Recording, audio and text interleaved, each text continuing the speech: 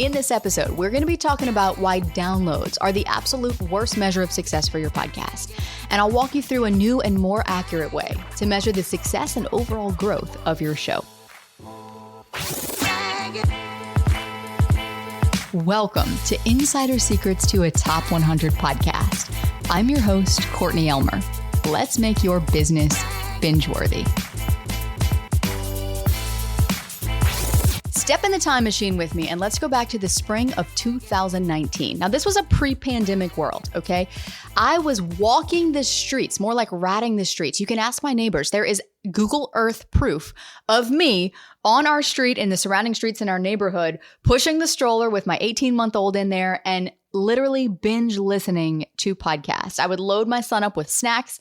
I would put my AirPods in and we would just walk for miles and miles because at the time I was in the brand new early days of my business and I was trying to figure out how do I grow an audience and how do I make money?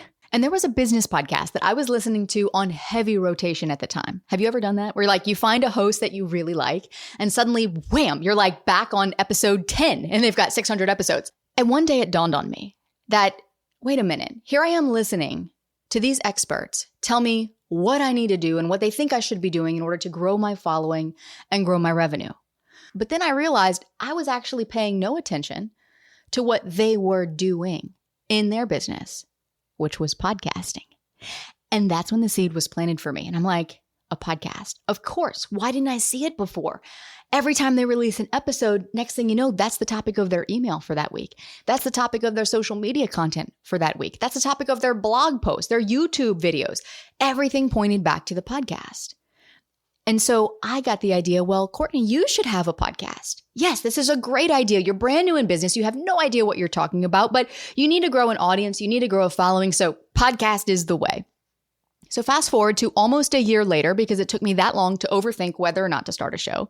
And I started my show. And getting into this, I thought, I've got to be the best because I've got nothing to lose and everything to prove. I've got to have the best audio. I've got to have the best voice, the best topics, the best delivery, the best reviews, the best download numbers. And compared to most podcasts, yeah, we did pretty well out the gate. We got over 65 5-star reviews within the week of launching it. All super positive feedback. People saying things like, oh, where has this show been my whole life? I just love what you're putting out. So refreshing, so amazing, la da da. It felt really good. And then when we ran the numbers after the first year and saw that the podcast had grown by 994%, that felt really good. But then I hit a wall, which became a plateau, which became a rut. And then I was stuck. And I felt so disengaged with my podcast. I wasn't enjoying it anymore. I wasn't excited about it anymore. I was still putting episodes out there because, I was buying into that belief that, oh, you got to be consistent. Can't miss an episode. Got to show up every week for your listeners. But at that time, my heart wasn't in it. And one day I realized, you know what? There is a huge problem with the way that I am measuring the success of this show. Because I kept looking around and I kept seeing other podcasts get bigger and bigger and have more and more downloads and get more and more traction and supposedly make more and more money. And suddenly, 994% growth wasn't good enough. 65 5-star raving reviews weren't good enough. Because guess what I made it mean? That I wasn't good enough. I'm falling behind. I'm not as good as these other shows that are out there that are growing faster than me. And the more I grew in my own personal development through the years, I realized there is a much, much bigger problem with the way that the podcast industry measures success as a whole. This is a systemic problem that stems from the very way that you have been traditionally taught to measure the success of your podcast. Stop and think about it. How are you measuring the success of your show right now? Are you looking at number of downloads per week? Are you looking at number of reviews that you're getting or not getting? Are you looking at the revenue that you're making from your show? The rankings on the charts, how your podcast looks or sounds or compares to other shows that you look up to, that you aspire to be like. Metrics like downloads are easily quantifiable, which is why they're the go-to way to quantify a podcast's impact. But here's the thing, no two podcasts are alike. On the surface, yes, they might look the same. They have audio, they have cover art, they have a topic, they have a host, they have guests. But at the foundational level, most podcasts are fundamentally different from each other. In fact, back in episode 249, I talked about this great divide that's happening in the podcasting space as the creator economy evolves and as more and more podcasts flood this scene. And so when we begin to fall into this trap of comparing our show to other shows, we might not realize that it's not actually an apples to apples comparison. Because believe it or not, there are very few apples to apples comparisons in the podcasting space, which is why using metrics like downloads is one of the worst measures of success. Unless you know for a fact that you are comparing your podcast with another podcast that is fundamentally like yours, fundamentally being the key word. And there are a variety of factors that make a podcast fundamentally the same or fundamentally different. So I'm going to link to that episode in the show notes for you so you can dig deeper and go down that rabbit hole with me, because it's important to understand, especially as a podcast host, especially if you are using your podcast to grow your business, not just your authority, not just your following, but to grow your business and your revenue. And focusing on metrics like downloads or reviews or rankings, yes, those are outcomes we might want to shoot for. But when we focus only on those, it can cause us to overlook the true value and the impact of your podcast, which can often lead to a narrow and sometimes totally misleading understanding of the success of your show. And this is where I found myself when I hit that wall and found myself in that rut. Because what happens is this mindset of looking at these metrics and feeling like you don't measure up, this leads directly to burnout. This leads to a loss of motivation. And this is true for your podcast, but it's also true in your business. It's true in your life. This is where you begin to feel discouraged, where you might feel bored with your content because you're not getting that external input or validation that you're looking for, whether that be through download numbers or through people leaving reviews on your show. And in many cases, it causes hosts to completely give up, to abandon podcasting in search of something else that provides a greater rush of dopamine to the head than your analytics dashboard is currently doing. And so in realizing this about my own podcast, I knew one thing. I knew that if I was going to make it long-term and become one of those people who one day could say, oh, I've been podcasting for 5 years, for 10 years, for 20 years, I needed to change the way that I was approaching my show. And specifically change the way that I was measuring the success of my show. And I needed to change it fast. So the first thing I did was I began to shift my focus from outcome-based goals to action-based goals. And I broke those action-based goals into quarterly targets. And this is now how my team and I run the growth strategy of our podcast behind the scenes. So the first step is to identify the outcome that you want, but then more importantly, to identify the action needed to get to that outcome. And this was the piece that I was missing before. So once you've identified the outcome and you've identified one key activity, that's the key, one key activity needed to get to that outcome, you're going to set the duration of actually doing that activity over the next 90 days. We have found that 90 days is a sweet spot because it gives you long enough to test what you're testing, to focus fully on that action or that activity that you are doing in order to bring about the outcome, and then to pause and look back and see, okay, did that actually get us closer to where we want to go? Are we in the same spot or did we backtrack? And then after that testing process, you can tweak and you can repeat. So shifting to this method was what allowed us to stop measuring the success of our show against other podcasts and instead focus on measuring the success of our show against our own past performance. And the beautiful thing about this approach is that it fosters continuous improvement. If you're listening right now, I am willing to bet you are someone who values growth. You value improvement. You value development. You value progress, whether that be personal progress or progress in your life, health, relationships, family, business, podcast. And so shifting to this approach fosters your ability to be able to continue improving, which what that's going to do is increase your overall satisfaction that you feel when it comes to working on your podcast. And more importantly, it's going to allow you to make decisions for your show that are in the best interest of your listener and not your ego. This is so important because for the early years of my show, and look, I owe all of you an apology. If you listen to the early years of my show, I was in it for me, not you. And that was wrong. And I made a huge mistake in doing that because my ego ran the show.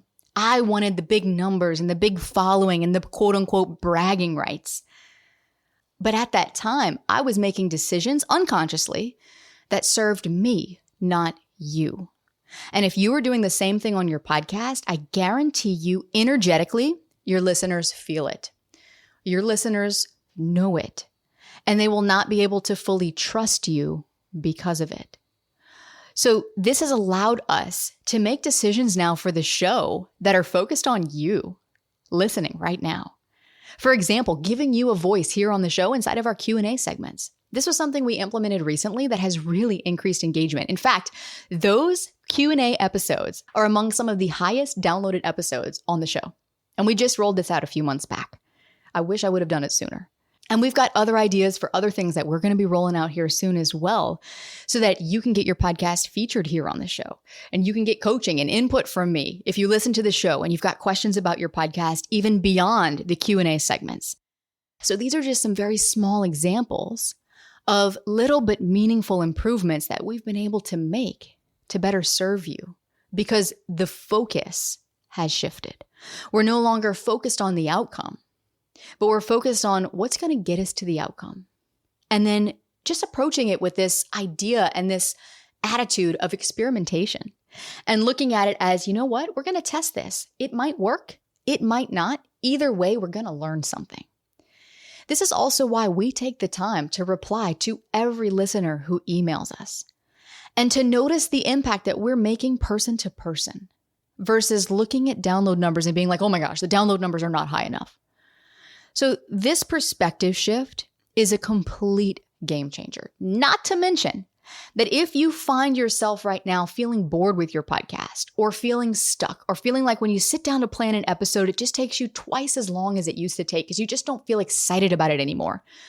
This shift in perspective is going to allow you to get back in that flow again, to express your creativity, because you're going to have the freedom to experiment without the fear of failure. You won't have so much riding on the decisions that you make or don't make, the actions that you take or don't take, because you'll be approaching it with this air of experimentation and the mindset of a scientist to be able to say, okay, we're testing this and we're going to learn something no matter what. And so this is going to help you stay motivated to continue, because with these action or activity-based goals, your progress is going to be more visible and it's going to feel more rewarding. And the biggest and best part of this is that it's going to allow you to show up authentically as a host, because without that desire to compare yourself to someone else and essentially putting your blinders on and staying focused and staying in your lane and focusing on your podcast and only comparing your best to your personal best, it's going to allow you to create content that remains true to your vision and values. Because when you are consciously comparing your show to someone else, unconsciously, you start mimicking what that host is doing. And the moment that you start to sound like another host, you blend in. You don't stand out anymore. Listeners appreciate genuine and evolving content. They want to feel part of something. They want you to let them in on what you're testing and what you're experimenting. So if you have a podcast right now and you're not happy with the results that you are currently getting, then this is me challenging you to make this one shift. And if you don't have a podcast yet, then guess what? When you start out like this, it's going to set you up for a lifetime of success and growth as a podcast host, both professionally and personally. So here's what I want you to do next. I want you to identify one outcome that you would like to achieve over the next year. If I could wave a magic wand and make that wish come true for you 1 year from now, what would you like to see happening with your podcast? And then over the next 90 days, you're going to pick one action to work on based on the outcome you're going for. And then you're going to track your progress over those 90 days. And you're going to use your analytics dashboard only to monitor growth in the areas that you care about, in the areas that directly relate to the activity that you are focusing on for that 90 days. So for example, instead of looking at downloads to measure engagement or to measure growth, we now look at listener consumption. How long are listeners listening to our episodes? And then we refine and dial in our strategy based on what those numbers are telling us. And what this has helped me to do is focus in on content topics that you've told me you like best, simply because in the past, when I shared some of those topics, it held your attention the longest. And then what you're going to do every 90 days is you're going to stop. You're going to pause and you're going to look back and you're going to review your results. You're going to review your progress, and you're going to adjust your activity for the next 90 days as needed. And then you're going to rinse and repeat until you get to that 1-year mark, and you're going to stop and you're going to look back at everything you've accomplished. And if the outcome is not achieved, you keep rinsing and repeating. And if the outcome is achieved, guess what? You pick a new outcome and you rinse and repeat this process. Because when it comes to podcasting, measuring your success by the traditional metrics like downloads or subscribers or revenue, this only continues to feed the systemic problem that's happening in the industry. And continuing to do this is only going to cause an overall decline in content quality. We see this happening right now. Podcasters are prioritizing these clickbait titles or keyword stuff titles or sensational content to try to boost downloads. But what this does is it compromises the actual quality of the content they're putting out.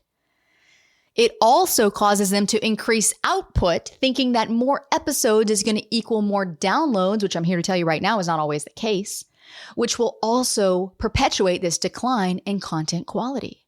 And what's going to happen is this is going to lead to burnout, because constantly chasing these higher and higher and higher numbers of quote unquote growth by measuring with these things like downloads is just going to lead to stress. It's going to lead to more burnout among podcasters, and it's going to lead to more podcasters quitting. It's also going to feed a lack of creativity and experimentation, because you won't feel like you have the freedom to try new things or the freedom to create, because, oh my gosh, if my numbers are not high right now and I change something up, then I might lose the listeners I have, and then I'll be out of a podcast. When the reality is it's that experimentation and that creativity that might actually help you unlock something that you would have never unlocked otherwise that's going to help you grow. And look, I'm calling it right now. What will continue happening if we as an industry continue to measure the success of podcasts based on these generic metrics like downloads is that podcasts with smaller but highly engaged audiences will be undervalued and will continue to be undervalued despite the significant impact they're making. It's the whole macro influencer versus micro influencer conundrum. But by taking this more individualized approach to measuring the success of your show, guess what? We can all be part of the change we want to see in the podcasting industry. And our efforts on our own podcast as hosts will help to foster this healthier, more sustainable, and most importantly, more creatively rich environment in the podcasting space. So if you take nothing else away from this episode, please remember this. The only competition that matters when it comes to the growth of your show is the competition with yourself. Don't compare your show to mine or to any of your favorite hosts that you listen to. Compare your show to your show last week, and to the week before that, and to the week before that. So if it was helpful for you to hear this reminder today, scroll down, write me a review, let me know. And also check the show notes, because I've linked a couple of other episodes there that you're going to love that expand on what we've been talking about, especially how to choose the right action-based goals for your show based on the outcome that you're going for. And then stick around, because in the next episode, we're going to go behind the scenes to show you what relaunching a podcast looks like and why this can be an effective strategy, whether you want to jumpstart the growth of your show for the first time, or especially when you've hit a plateau and if your show never took off in the way that you wanted it to or expected it to. That's all coming up next to help you make your business binge-worthy.